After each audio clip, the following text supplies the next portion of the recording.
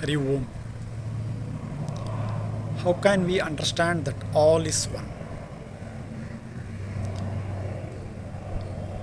We understand the all by keeping our attention on the one within, the presence of Bhagavan or the pure I within. This is the way to understand all is one. When our attention is diverted towards the all, the many in the world, the Vishayas, the worldly phenomena, then we are actually getting lost in the play of the ego, I thought, the worldly perceptions. So, if we have to truly understand the oneness, then our attention should be solely on the pure I, the presence of Bhagavan within, all the time. To the extent our I thought remain subsided, remain merged in that pure I, to that extent, what we see will not be seen apart from the presence of Bhagavan. Drishtim jnanamayim kritva pashyet brahmamayam jagat.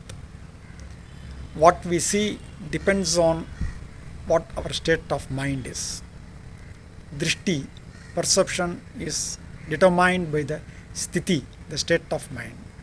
So, when our mind remains still, antarmukam, when our mind is turned within, when our attention or the focus of awareness is solely on the presence of Bhagavan, then what we perceive in the world will not be seen something different from the presence of Bhagavan. This is truly the oneness that Bhagavan speaks about often. So the way to understand all is one experientially is by understanding the one within, by keeping our mind merged in that source of the mind, which is the pure I or the presence of Bhagavan. The more we remain merged within, the more our external perceptions will also be linked with the presence of Bhagavan. So even while engaging in the worldly activities, we remain merged in that presence. We remain in the presence of Bhagavan.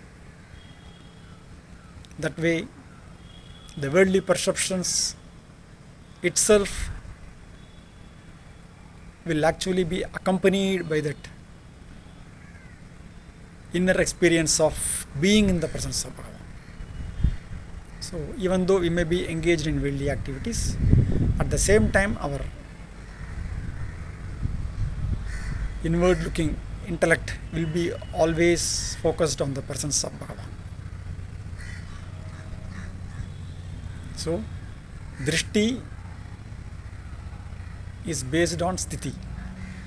What we see, what we perceive depends on whether our mind or the intellect is merged in the pure I. If we remain merged in the pure I, what we see will also be within the presence of Bhagavan. This is the way to truly experience and understand all is one. So, by persistent practice of Mahayoga, incessantly, all the time, always, one naturally subsides the ego in the pure, in the presence of Bhagavan, as much possible, thereby enabling the universal experience of the presence of Bhagavan, which will happen naturally by the consistent subsidence of the ego in its source of pure I, the presence of Bhagavan, Aham or the I am. So, all is one will be naturally achieved when the inward turned mind, in the mind which is devoid of thoughts and turned inward, keeping its attention solely on the pure I, thereby